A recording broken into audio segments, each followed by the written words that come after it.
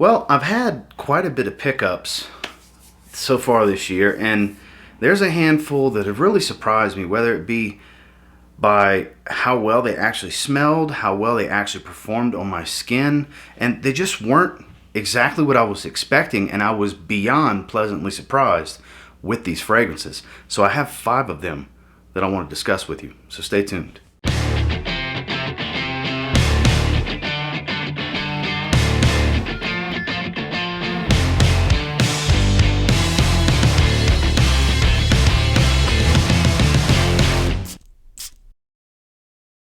Starting with what seems to be a relatively hot button topic.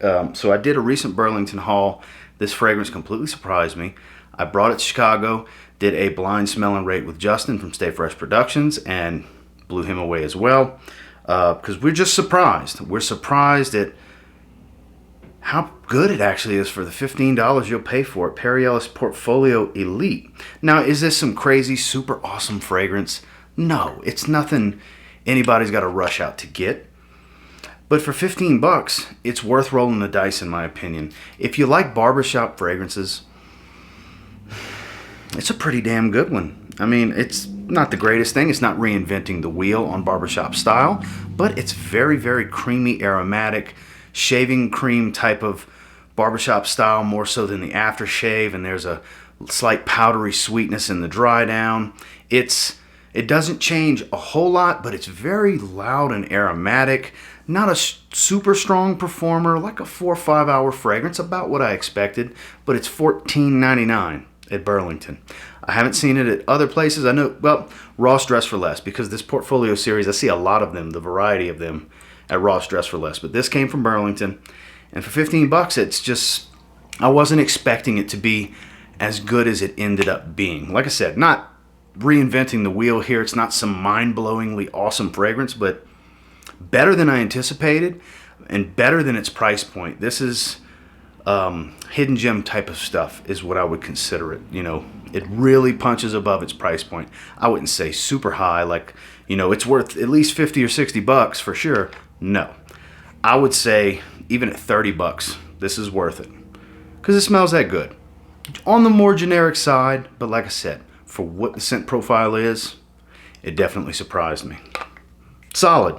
You could do a lot worse with 15 bucks. That's Perry Ellis Portfolio Elite. Now, I'm not a huge fan of coconut. A lot of you know that. And when it's done right in certain circumstances, I do enjoy it.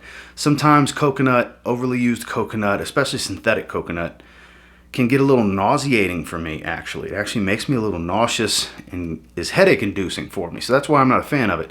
Too heavy of a sunscreen vibe just doesn't work for me. But with FLEURS de GOLFE Coco du YEMEN, this is the best coconut dominant fragrance I've ever smelled. Haven't been wearing it recently. I did spend some time with it. I did a full review on it. Actually did a giveaway to celebrate 30,000 subscribers a while back.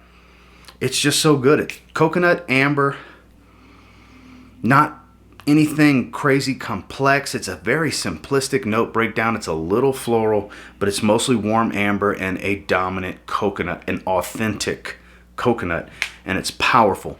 Very unisex, not a heavily feminine fragrance, considering it's dominated by coconut. I think everybody can enjoy this one. I think it's stellar. It's one of the newest releases from FLEURS de GOLFE, and I think it was a great release for them. I have 4 of their fragrances, and it's hands down my favorite. Baccarat Vanille is very good. I haven't spent a lot of time with Orient Express and Night Flower yet. I keep forgetting to spend some time with them, but Coco du YEMEN and Baccarat Vanille are great, but Coco du YEMEN stands head and shoulders above the 4 that I have. I'm not going to say it's the best from the house because they have a lot of fragrances, but for the 4 I've tried, definitely fantastic. Surprised me how much I actually enjoy this one because I traditionally don't care for heavy coconut in anything, let alone a fragrance. I don't even enjoy eating synthetic, you know, it's not synthetic, artificial flavored coconut food products, authentic, real coconut shrimp. I don't like anything coconut, to give you some perspective. That's why this surprises me so much, because it's up there. It's up there in my collection with just how good I think this is, and it's hands down my favorite coconut fragrance. So if you get a chance to sample this one, or if you're planning on making an order from FLEURS de GOLFE, don't forget to take a look at COCO de YEMEN. Now this next one, I knew it was good. I was expecting it to be good. It was a pretty pricey blind buy, but I knew I was gonna like it. How much I was gonna like it is what surprised me, because this is hands down the best vanilla fragrance I've ever put this nose on. It's my wife's favorite fragrance currently in my collection. It's incredible. It's Nishane Ani. I'm so glad I opted for the 100 ml because they had a 100 ml available. I bought Fan Your Flames in the same haul. They only had a 50 ml because I would have bought that in 100 ml as well. Oh my God, is this good? While it's floating, let me get all of it. It's that good, y'all. Wow factor is what's a good phrase I've never used to describe how good a fragrance is. Give me a second here. Splendiferously, no, that's not going to work. It's magnificent. We'll just roll with that. I was going to try something new, but whatever. I don't want to stumble on words. This stuff is incredible. Benzoin, vanilla. It has a bit of a boozy nuance, even though there's no boozy notes of any kind. The way the benzoin's done in this one, it's warm, it's spicy, it's ambery, it's a little powdery. It doesn't reinvent the wheel on vanilla amber fragrances, okay? It's been done many times before, but the way they did it, it's special. It's intoxicating, extremely intoxicating. It's very heavy in the first hour, pretty much a room filler in the first hour, and then it's the right amount of projection for hours on end. It's a beast performer in longevity. It's nothing subtle, but it's a little subdued and tame for the traditional vanilla heavy scent. Like I said, first hour, yeah, it's super heavy, but then it tones down a bit, but never becomes anything even remotely close to a skin scent. It has a really, really nice, like 2-3 foot projection for a few more hours, and then the sillage, the trail on this one is relatively strong. When you walk by somebody, they'll smell you. Like I said, I expected it to be good. I didn't expect it to be this good. It's one of the best fragrances I've ever smelled in my life. And I'm so glad I was able to get a big bottle. Sample this one. Must try fragrance. Definitely surprised me at how damn good it is. Nishane Ani. So this one may surprise you that it surprised me. So I did a little fragrance talk podcast style video that I tend to do from time to time on iFragrance Official. I saw Nautica Oceans had been announced. Well, turns out it had already been released. I did a full review on this one, by the way. And what surprises me about this one is it's not crazy synthetic like most of the Nautica fragrances. Is it natural? No, of course not. But the biggest surprise is how long this fragrance lasts. This is a Nautica fragrance that lasts every bit of 8 hours easy on my skin. It's not a strong projector because it's a water base. It's not an alcohol, perfumer's alcohol fragrance. It's alcohol-free formula. So the alcohol really helps to get that top note out in the air. Really helps it evaporate and project, push off of your skin. Without it, projection's going to lack. That's just how it is. It's gonna sit close to the skin because there's nothing helping push it off your skin. So it's not something that everybody's gonna be able to smell around you in the first hour or anything. It's intimate level projection, but it just goes and goes and goes and goes. This is minimum 8-9 hour fragrance on my skin. I was quite surprised by that because that's, for me, in my experience, because I have a bunch of Nautica fragrances. Do I have all of them? No, but I have most of them. That's out the norm. I've never gotten 8 or 9 hours from a Nautica fragrance. That's impressive in itself. I see it every time I go to Walgreens. They have a stock. They're $40 for these 50 mLs. I do have a link below, or actually no, I don't have a link below, but they're on Amazon for around mid-30s. And believe it or not, it's actually worth it in my opinion. If you're looking for a great salty marine aquatic that really reminds you of salt water at the beach, I mean, this really reminds me of it. The accords they were able to make out of the two note breakdown that it actually is, the amber wood and the sea salt accord. It works. It works. It smells fantastic. Dare I say the best smelling Nautica fragrance currently available in the market, in my opinion, of course. Yours may vary, but it performs. That's what surprised me. Longevity now. When I say performs, it does not project. but it lasts. Long time. If you're the type that doesn't like to make a really loud statement, you want something fresh, summery type of vibes that's inoffensive and it's more for you to just smell fresh and clean, you might want to look into this one. It'll last you a work day for sure. Nautica Oceans. So I was late to the party on the 212 Men fragrances.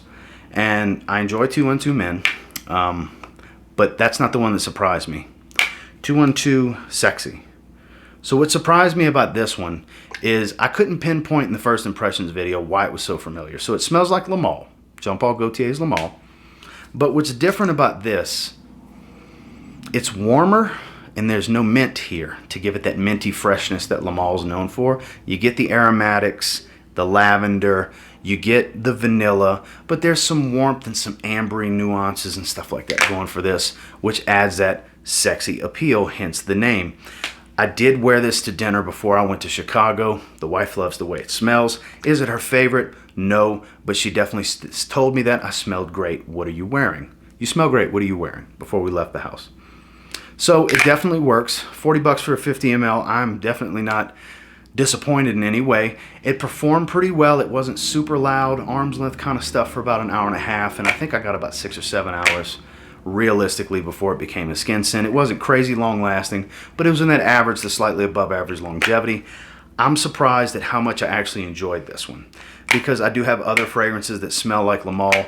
The one closest to this, I would say Prada Luna Rossa Sport, which I do like a little bit better, to be completely honest with you. But I find this one projects a little bit more and is a little bit warmer. While Prada Luna Rossa Sport, I find, has a little bit more woodiness in the dry down. This has a little bit more amber type of warmth going in the dry down.